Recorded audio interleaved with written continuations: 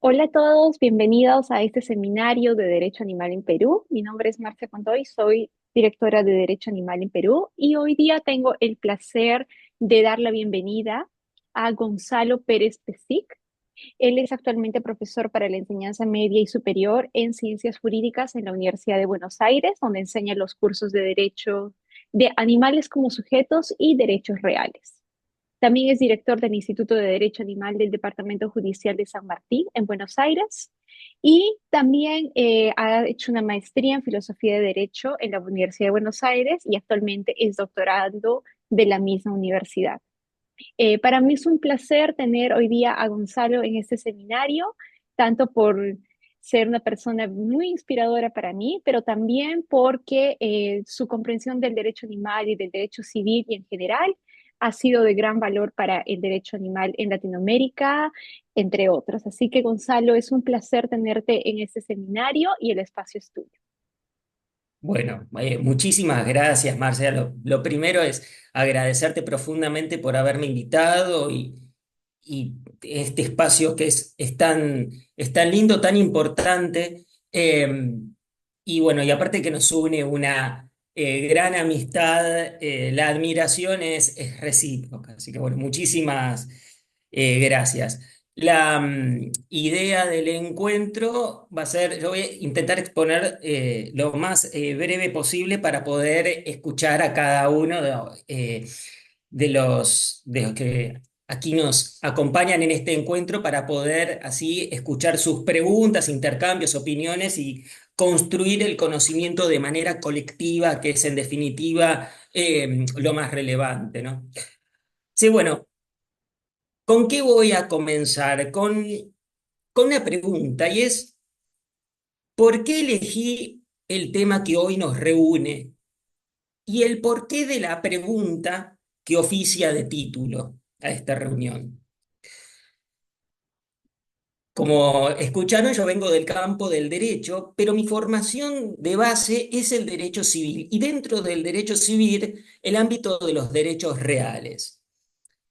Que nunca escuchó hablar de derechos reales son los derechos que las personas tienen sobre los objetos. ¿Sí?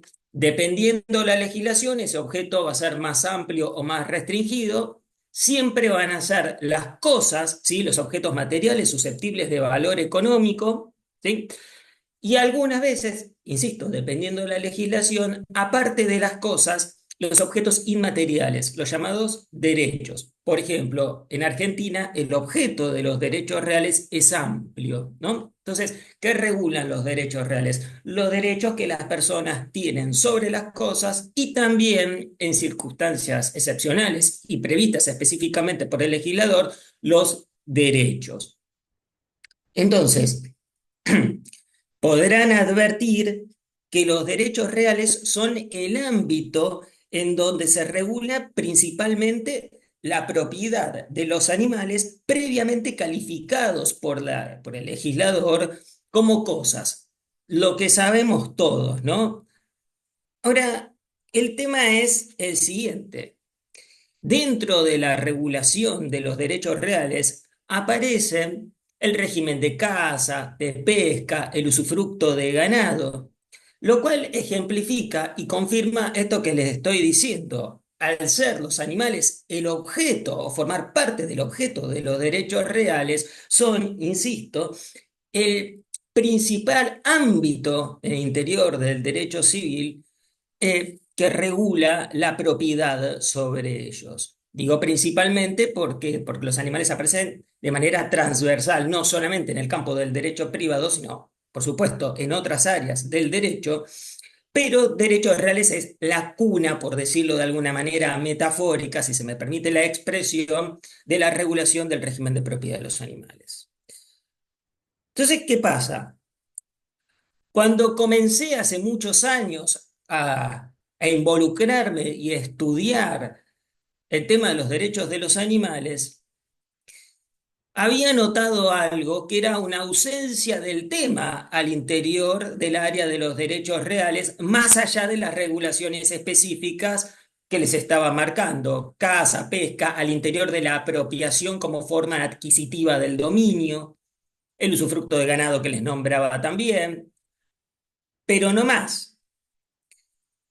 Esto motivó que en el año 2018 presentara una ponencia en el primer Congreso Internacional de Debate en torno a los animales que se celebró en la Facultad de Derecho de la Universidad de Buenos Aires, con una ponencia que se titulaba Visibilizar los derechos de los animales o visibilizar el especismo al interior de la enseñanza de los derechos reales. ¿Qué había analizado en esa ponencia? Bueno, tenía ante mí todos los programas de estudios de las distintas cátedras de derechos reales de distintas universidades de Argentina, públicas y privadas, en donde se confirmaba esto que les estaba comentando. Hay una ausencia en los planes de estudio relativo a la cuestión animal, más allá de lo que tradicionalmente se explica en la materia.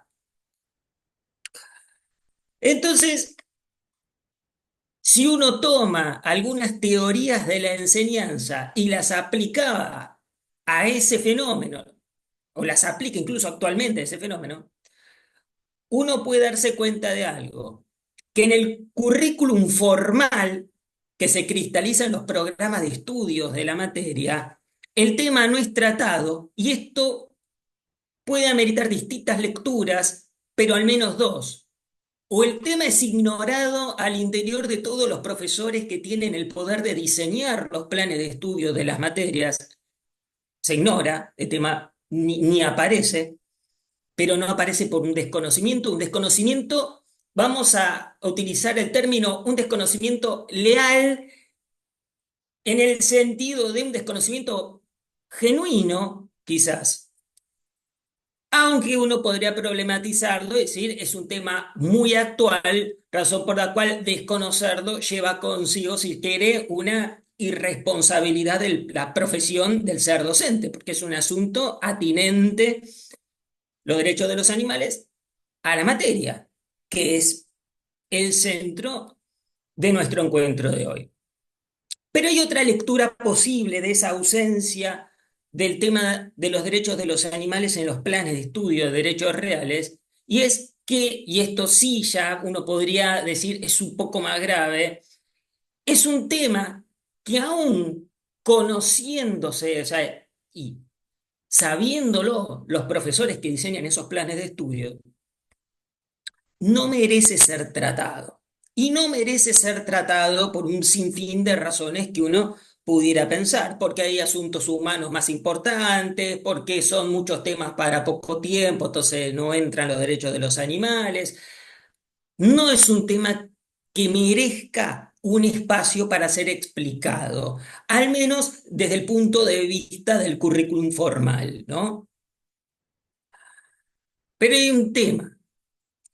La única posibilidad entonces práctica de incluir el asunto de los derechos de los animales al interior de los derechos reales era que un profesor in situ en el aula llevara el asunto para trabajar con los estudiantes. Pero no forma parte del currículum formal, sino de la buena voluntad, entre comillas, del profesor que tuviera a cargo las clases.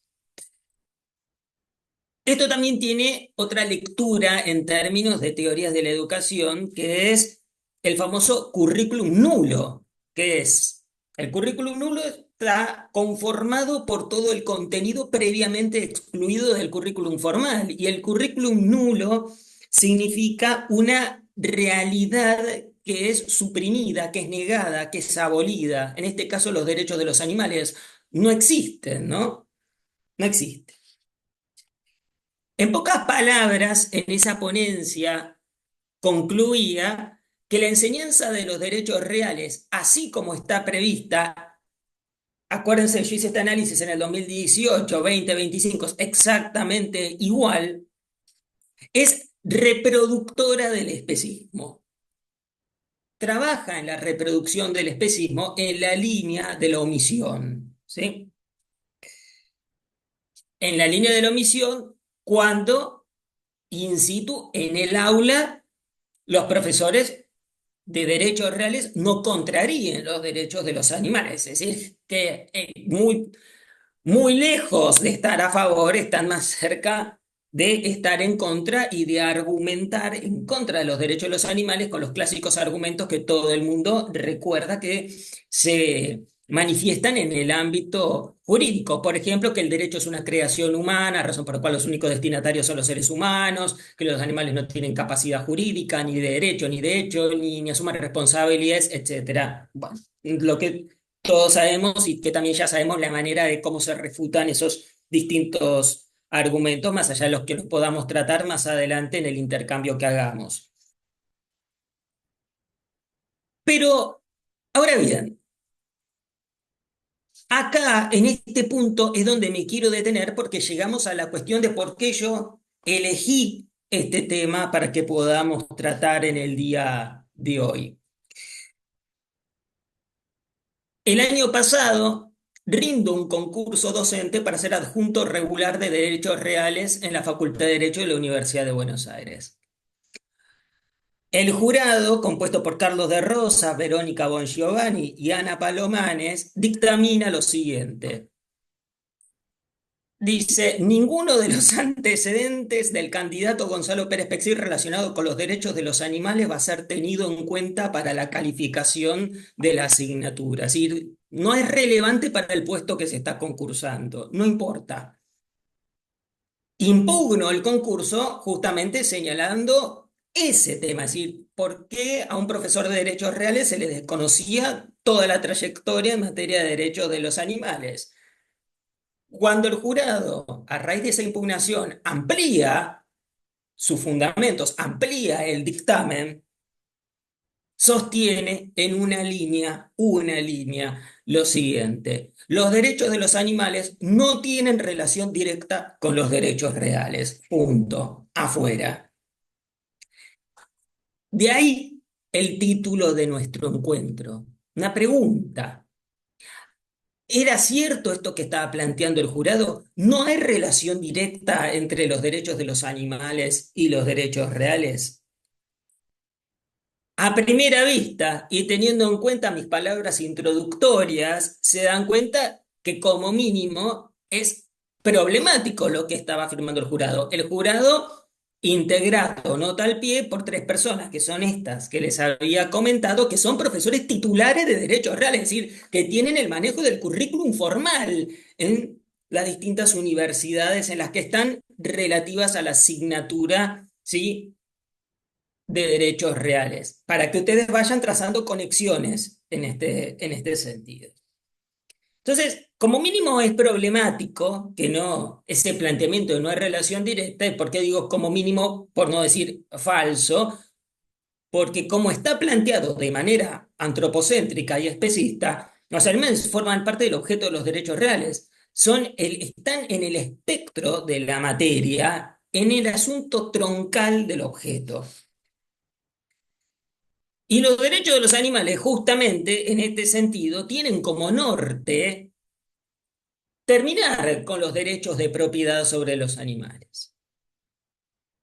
A su vez, tengamos presente que la estrategia más extendida en la literatura o el pensamiento más extendido en la literatura dedicada a la ética animal es justamente plantear el tema de los derechos de los animales en el marco de un dualismo, es personalidad o propiedad, vas de un lado o vas del otro. Ese es el pensamiento, la estrategia tradicional. Por supuesto que hay un montón de autores y de autoras que han pensado de estrategia de los derechos de los animales por fuera de esta dualidad. Por ejemplo, Will Klimnicka, un autor muy relevante que sostiene que la estrategia de pensar los derechos de los animales en términos de personalidad o propiedad está estancada, no avanza y que hay que pensar alternativas para poder alcanzar, ¿sí?, el estatus legal de sujeto de derechos de los animales sintientes por otro camino, que no sea o sos persona o estás dentro del régimen de las cosas al abrigo del objeto de los derechos reales. De hecho, en ese caso de Wikimedia, lo que propone justamente es el reconocimiento de la membresía social como el camino de ascenso hacia el estatus de sujetos de derechos. Puntualmente, la membresía social la apunta para animales domesticados a través de la noción de familias multiespecie, por un lado, y de derechos laborales o del reconocimiento de los determinados animales como compañeros y este, co-trabajadores en espacios específicos de la. Pero más allá de todo esto, insisto, la estrategia por excelencia, la que sobrevuela en el conocimiento colectivo, es o personalidad o propiedad, razón por la cual está muy relacionado con la materia de derechos reales, el pensar los derechos de los animales, porque es justamente tensionar el derecho de propiedad sobre ellos al interior de la materia, que es el corazón justamente de la reproducción, de la cosificación y de la lógica de propiedad. Al mismo tiempo, nadie se explica en el ámbito de los derechos orales, y ningún profesor, por lo menos de estas líneas que les estaba comentando, con ejemplo de los que fueron jurados en ese concurso, se preguntan cómo se relaciona el asunto de la regulación genérica de los derechos reales con aquellos animales que efectivamente fueron reconocidos como sujetos de derechos por la jurisprudencia e incluso por leyes hasta locales.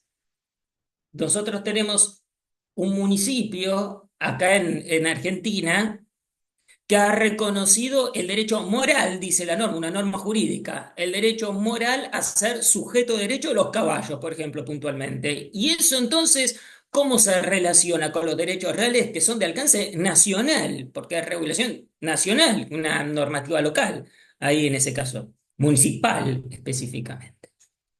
Nadie lo explica. No existe currículum nulo, como les explicaba hace un rato. Otra cuestión, si aceptamos que es válida la teoría de los derechos simples o derechos en un sentido débil de los animales, y los y las introduzco en este tema medio segundo, perdón por quienes ya lo saben, hay autores que dicen, bueno, la legislación anticrueldad respecto de los animales puede ser interpretada en términos de derechos de los animales. Claro, esto supone algo, una separación entre derechos en un sentido débil o derechos simples y derechos fundamentales o derechos en un sentido fuerte del término, ¿no? Que tienen sus diferencias, por supuesto.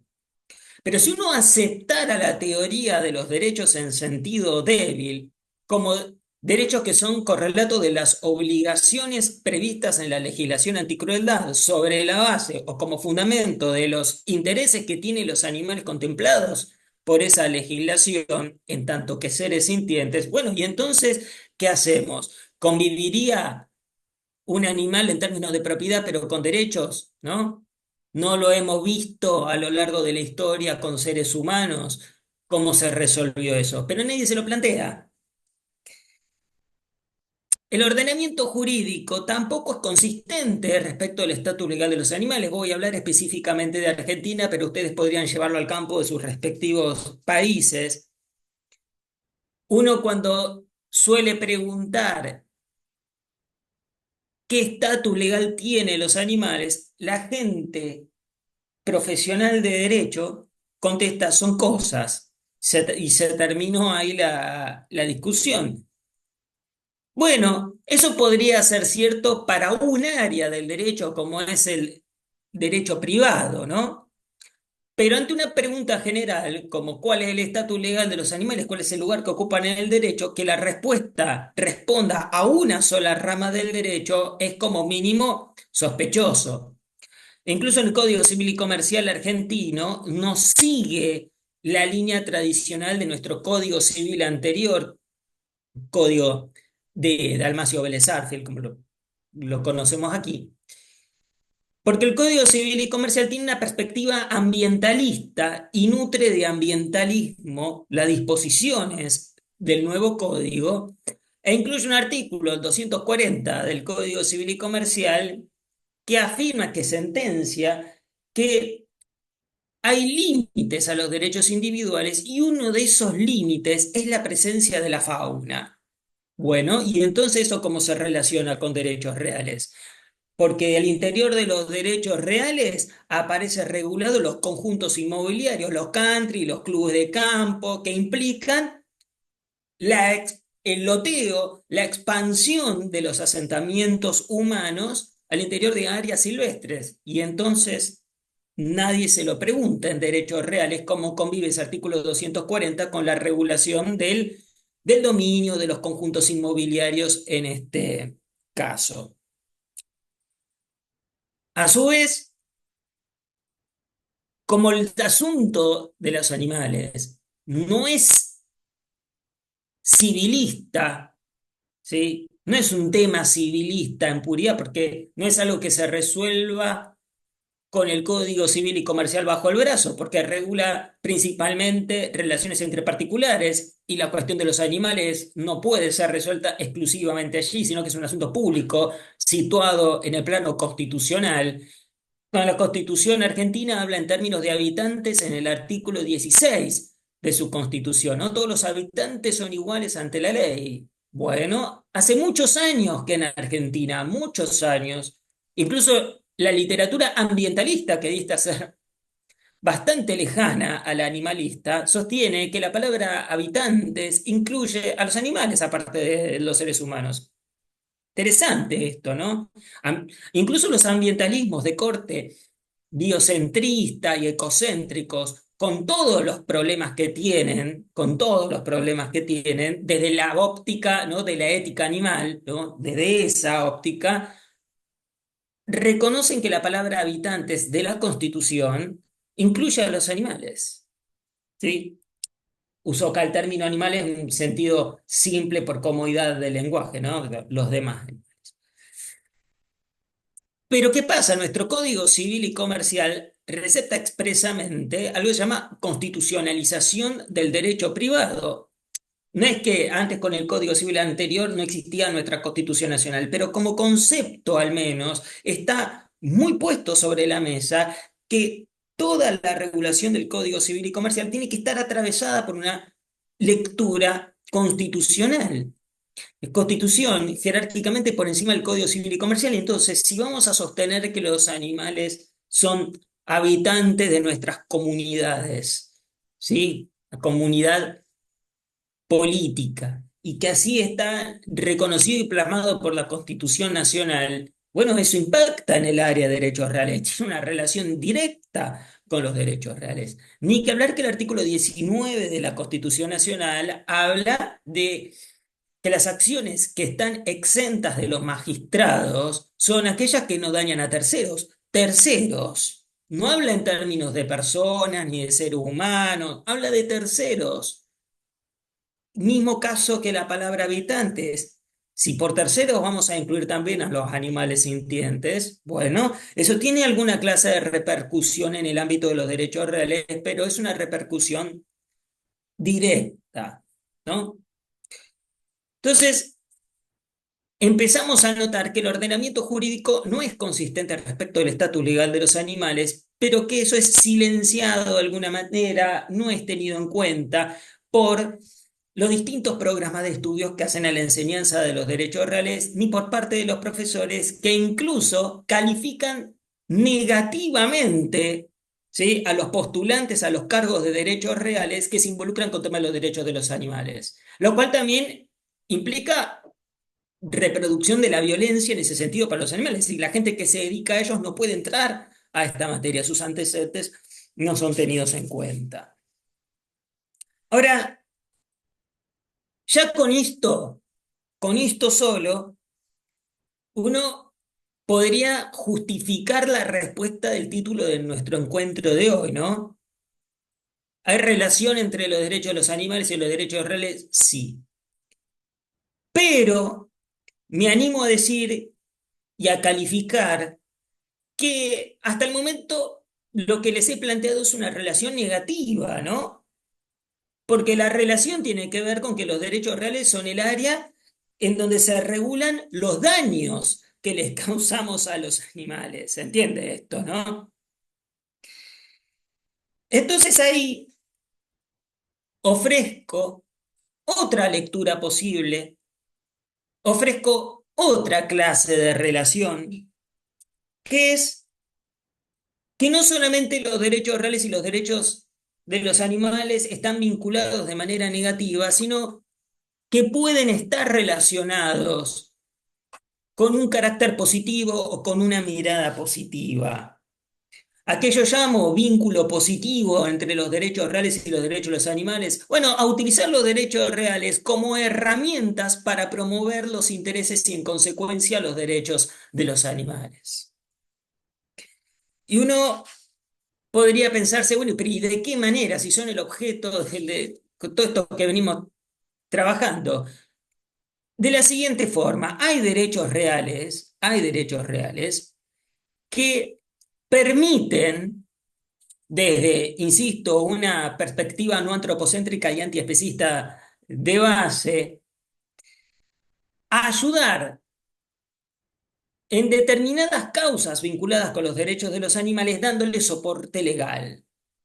Voy a utilizar un solo caso, un solo ejemplo que vengo trabajando hace años, que de hecho está publicado, hay de hecho un trabajo publicado en Derecho Animal Perú, que es el caso del derecho real de servidumbre. Les cuento en dos líneas para quienes escuchan por primera vez el nombre de este derecho real. Es un derecho que se establece entre dos inmuebles, ¿sí? Y que concede a un inmueble llamado dominante una utilidad cualquiera sobre el otro inmueble llamado sirviente, ¿sí? El sirviente aporta utilidades al inmueble dominante. Generalmente, las servidumbres que se explican en la materia de derechos reales, las que se ven en la práctica son las servidumbres de paso, por ejemplo. Hay un inmueble que no tiene salida a la vía pública y que la única forma de llegar a la vía pública es pasando por el inmueble del vecino. Entonces ahí se constituye una servidumbre de paso, en donde el titular del inmueble dominante, que es el que está encerrado, por ejemplo, puede caminar por sobre el predio del vecino y así poder llegar hasta la calle. Hay distintos tipos de servidumbres, ¿sí? Pero el contenido de las servidumbres es o positivo o negativo. En este sentido, las servidumbres positivas implican un dejar hacer por parte del titular sirviente a favor del titular del inmueble dominante. Ejemplo, pasar. Pasar implica un dejar hacer. Yo tengo que dejar que mi vecino pase por mi predio y vaya hasta la vía pública. Pero también hay servidumbres negativas, que son de abstención, no hacer. Por ejemplo, no construir a tanta altura, no plantar determinada especie de árbol, no talar, no esto. Entonces, ¿qué ocurre? Este derecho real y figuras semejantes a la servidumbre en otros países han servido durante muchos años, no solamente para, en términos de función social y una función económica de los inmuebles, para que los inmuebles puedan tener aptitud económica a raíz de tomar de otro predio algo que les está faltando, por decirlo en esos términos tan simples, como el pasar, pero podría ser sacar agua de otro predio también, sino que también se han mirado con una perspectiva ambientalista, en donde los fondos dominantes, ¿sí? Y los fondos sirvientes están involucrados en la conservación de servicios ambientales, lo que se conoce como servicios ambientales, conservación o mantenimiento de ecosistemas involucrados en esos inmuebles, en esas parcelas, conservación de fuentes o cursos de agua que atraviesan los predios. Y esto ya se trabaja hace muchísimos años. Un país si uno puede decir, pionero en esta cuestión es Estados Unidos, que tiene esta clase de derechos con una perspectiva ambiental desde 1930, con expansión en 1950 y 1980 en adelante. Y luego, fuertemente, Centroamérica trabaja lo que en definitiva llaman servidumbres de conservación, servidumbres ambientales o servidumbres con función ecológica, ¿sí? En donde este derecho real de servidumbre que se establece entre dos inmuebles y más, lo que generan es un soporte, ¿sí?, legal para que se puedan conservar los valores ecosistémicos allí implicados. Todo, como verán, una mirada netamente ambientalista con distintas conexiones con el antropocentrismo, ¿no? Ahora, ¿qué tiene de interesante el derecho real de servidumbre para que se utilice con estos fines? Bueno, hay una clase de servidumbre que se llama real, ¿sí? Servidumbres reales, real de res, de cosa, ¿no? Y que son derechos estos tipos de servidumbres inherentes a los inmuebles dominantes y sirvientes, de tal manera que si se transmite la titularidad dominial de cualquiera de los fundos, el que adquiere, el nuevo adquirente, tiene que respetar lo establecido en la servidumbre. Y salvo disposición en contrario en los contratos, tienen tendencia a la perpetuidad. ¿Sí? Que estas servidumbres no se extinguen por el paso del tiempo. Entonces, fíjense que es una estructura muy interesante para generar conservación ecosistémica en inmuebles, principalmente de los particulares. Uno lo podría también llevar al campo del derecho público con algunas precisiones por las singularidades propias de ese campo legal. Entonces, acá hay una cuestión que era la siguiente. Si las servidumbres pueden pensarse con función ambiental, las servidumbres también pueden pensarse en clave no antropocéntrica y antiespecista para promover, ¿sí?, los intereses de los animales y en consecuencia que esos intereses se vean respaldados posteriormente con derechos o utilizar directamente el discurso de los derechos. Es en este sentido en donde uno puede pensar, bueno, ¿y de qué manera las servidumbres como derecho real podrían alcanzar ese objetivo, ¿no? Bueno, pensemos una vez más en esto, en la expansión de los asentamientos humanos. Esa expansión de los asentamientos humanos provoca pérdida de hábitat por parte de los animales silvestres. Esto también puede servir para animales liminales, por ejemplo, en entornos urbanos, pero vamos a utilizar el caso más simple de los animales silvestres. Entonces, ¿qué ocurre? Esos asentamientos e incluso el corrimiento de la frontera agrícola ganadera que provoca igual pérdida de hábitat silvestre ocasiona que queden muy pocas áreas de hábitat genuino para esos animales silvestres. ¿Qué pasa? Que tienen rutas migratorias, ¿sí?, que han quedado muy separadas por estas clases de prácticas humanas que les estaba advirtiendo. Entonces, ¿cómo podría servir el derecho real de servidumbre con una clave pensada en términos, ¿sí?, del derecho al hábitat de los animales silvestres para generar corredores biológicos, para comenzar a reforestar, para empezar a generar cobertura forestal y que todo eso sea pensado desde el derecho al hábitat de esos animales silvestres? Particularmente, ¿sí?, particularmente si este tema les interesa, lo pueden trabajar con otros enfoques. Yo particularmente sitúo las servidumbres, ¿sí?, pensadas en esta clave de favorecer el derecho al hábitat de los animales silvestres en el marco de la teoría de Donaldson y Klimnicka de Zoopolis, porque particularmente soy partidario de ese enfoque del giro político en materia de ética animal desde la teoría política de Donaldson y Klimnica.